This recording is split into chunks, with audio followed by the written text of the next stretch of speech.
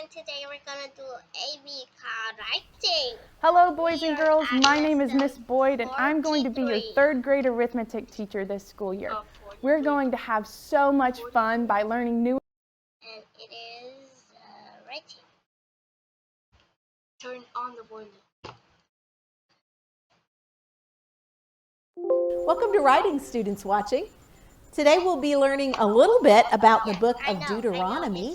It is one of the books of the Old Testament, the part that God gave to Moses as he gave some of the laws for God's people.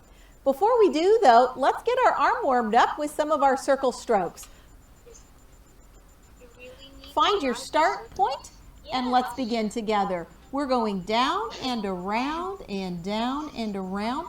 We're working to get the motion coming from our shoulder and our whole arm moving. Notice as you move across your paper, you may need to pick your pencil up or your arm up and slide it. Okay, we don't want the motion just to come from our wrist, but rather from our entire arm as we're working across those strokes. Rest your pencil. Not every. One of the letter formations that we want to give careful attention to is the OS formation. O is a lowercase letter here, so it's only half of the size of our uppercase letters. It's an oval shape, and we're coming across, going right into the S and then connecting.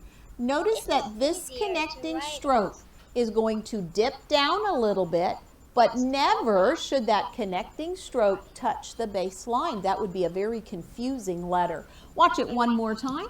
The O going into the S.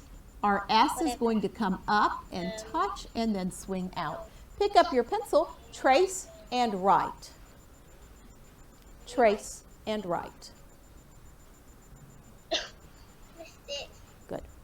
Give attention to size, as well as the oval shape and slant. Good. That careful practice and attention to detail are keys to being successful and to improving. Rest your pencil and let's look at another letter formation that can sometimes be a bit challenging. It is the DG formation. Letter D is going to come not quite to the 3/4 line, and letter G is going to dip below the baseline. When we write this, we're going to start right here. Don't go all the way up, slant down. We do want a little connecting space there. Come around and back, down into that long, slender tail there coming across. Once more, we're tracing it. We need an oval shape. Don't go all the way up into the G. Coming around and slanting back up. DG. Would you pick up your pencil, trace and write that formation? Yep. And I'm writing too. And someone is sweeping. There.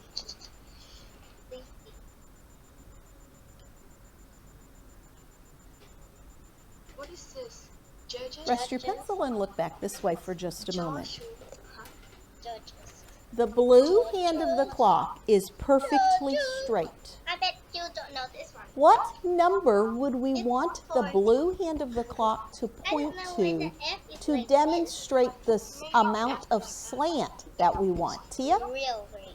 The little green. It should go what to that number 1. You see how it's showing that? This is the amount of slant that we want to have in our writing. If this hand moves over to this, it's going to affect the size of our writing and the shape of our letters. They're going to look too crowded and they're going to look like they're falling down. So we're working for this amount of slant in our letters. Now we have a long word here coming up. It's the word Deuteronomy. Notice how long the word is. We want to strive for consistent slant as we move across. We're going to pay close attention to this connecting stroke right here and the other one right there. When we begin, we write the D. Notice capital D does not connect. Oh, It is slanted. We're going to come close to the D but not touching it as we begin the other letters. Here's the U. U, T, T, I'm thinking about height. Don't go all the way up. O, E, the R. Y. O, here comes that connecting stroke that we're being very mindful of. Dip down, go into the N. Now, at this point in the word, I'm having to extend my arm, and it's probably time to move my whole body a little bit. But some of As you are writing, R and you may E find that you have to extend your arm and your whole body a little bit at times. We're ready to come back and cross the T. You're going to cross it carefully, making sure your cross is straight. Pick up your pencil, trace Deuteronomy, and write Deuteronomy. You're only writing it once, but be very careful that you write it accurately.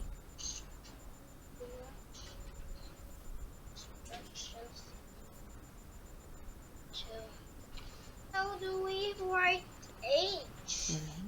Write H. Where is the H? Why can't we just have an H easy?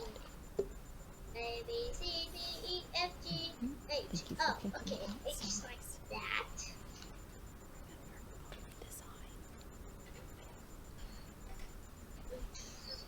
Bring your size up a tiny bit.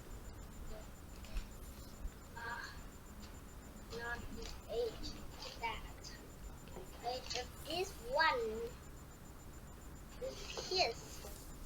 Rest your pencil. Let's evaluate Deuteronomy. How did you do? Did you have a consistent slant? Do you have evenly spaced letters? You're going to carefully trace Joshua and Judges in just a moment. But before we do that, let's find out a little bit about that book of Deuteronomy, as well as a bit about another book coming up right after it. Would you stand and read about Deuteronomy, Mikkel? Pick your paper up. In the book of Deuteronomy, God gives more instructions to his people, and Joshua becomes the leader of Israel. Continue. In Joshua, the Israelites entered the promised land. Judges tells us about the leaders of Israel, including Samson, Gideon, and Deborah.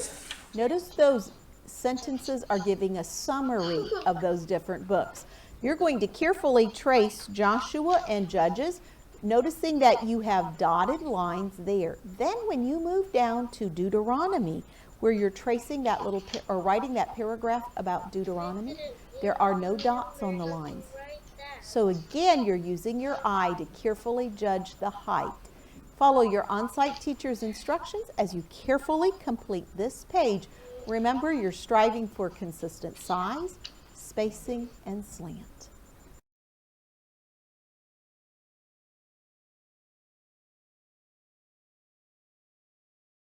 Welcome to arithmetic. We're going to begin by reviewing our 4 division tables standing beside of your desk, saying them all together as a class. Ready? Begin. 0 divided by 4 equals 0. 4 divided by 4 equals 1. 8 divided by 4 equals 2. 12 divided by 4 equals 3. 16 divided by 4 equals 4. 20 divided by 4 equals 5. 24 divided by 4 equals 6. 28 divided by 4 equals 7. 32 divided by 4 equals 8. 36 divided by 4 equals 9. 40 divided by 4 equals 10. 44 divided by 4 equals 11. 48 divided by 4 equals 12. You may have a seat. Let's focus our attention to our number flashcards. I'm going to show you a card, and I want you to multiply this card times 5. Pop out of your desk whenever you know the answer. Brennan. Well done. Next card. Have a seat. Amory. Good. Timothy. 45. Good. You may have a seat. Make sure you're fully seated. No, this is too long. Pop. What is it, Grayson? 10. Well done. Students watching. It is 5. Nicely done. Next one. Charlotte. 4. Good. Alana. Now you're multiplying this number times 3. Isaiah.